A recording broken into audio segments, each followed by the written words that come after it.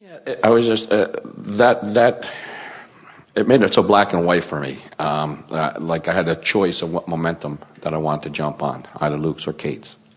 And those situations and scenarios, pop up at work. That type of thing, on attracting the people that are on high-flying momentums and trying to keep mine up there, or the other way. Well, really what we're talking about is minding your own business.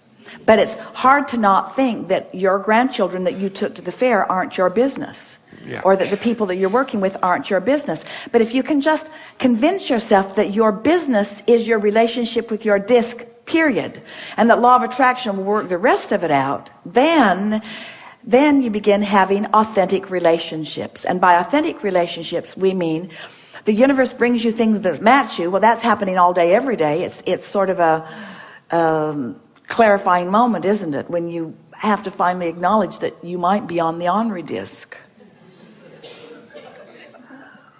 So many ornery people around me. What are they doing here? Why is everybody in a bad mood today?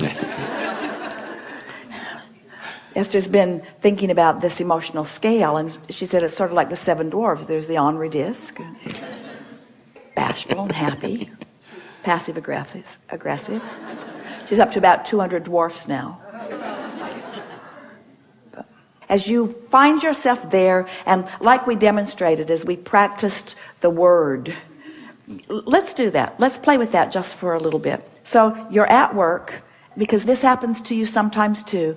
You're really feeling good and you're glad about being there. So let's say you started out on the high-flying disc and you're at work and you're still on the high-flying disc. What word comes to your mind about being there on that high-flying, good feeling, tuned in, tapped in, turned on, in vibrational alignment with source energy disc?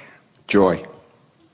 Joy. So that's a really good word, joy. So now fill it in with other words like it, and try to feel the visceral feeling of joy. Contributing. Elation, eagerness, passion.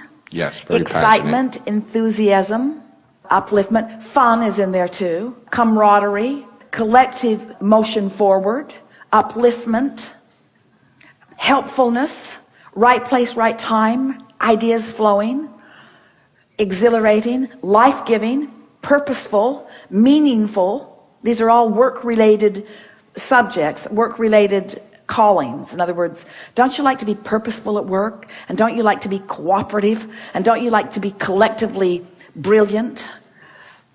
Oh yeah, very much so. So didn't all of those words feel good? And couldn't you sort of relate them to your own work environment? Don't you love that feeling of passion and fun and upliftment? Didn't you just sort of transport yourself there and feel good about being there a little bit more? And didn't you practice the vibration of it longer? Want to pick another word that work represents to you from your high-flying, tuned in, tapped in, turned on in vibrational alignment with source disc? Empowerment. Empowerment, power, clarity, fulfillment, good timing, motion forward, expansiveness, exhilaration. Don't you love how those words feel? And don't you love relating them to your work? Abundance. Oh yeah. Very much, yeah. Any other words you want to talk about while you're at work, or when you're thinking about being at work? Well, I think practicing my what you just suggested to me about minding my own business will help me stay in those specific words a whole lot longer. Because I get caught up in the choice. You wouldn't get caught up if you were really stable there. Yes. Because law of attraction wouldn't let you get caught up. So if you're getting distracted with other words like, and we'll just do it briefly, like fairness, injustice, lackadaisicalness, lack of focus, unfairness, if any experiences like those words represent are coming to you, it only means that you weren't where you thought you were. Yes. So how do you get there? When you're not there, you practice those words until you own it, till you are it, till those vibrations that those words represent are so stable within you that it's reflecting to you as you're interacting everywhere, even at work.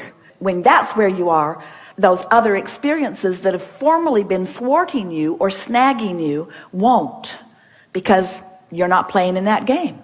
Do you know, in every environment, whether it's work, home, at the fair with the kids, in a room like this, in every environment, there are vibrational disc choices.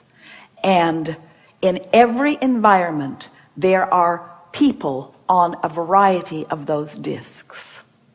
You think you're walking around in the same world. You're not.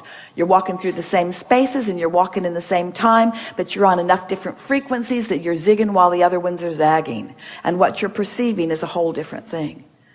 Barbara and Esther came off the escalator yesterday, and their driver was waiting for them at the foot of the escalator holding a sign that said Hicks.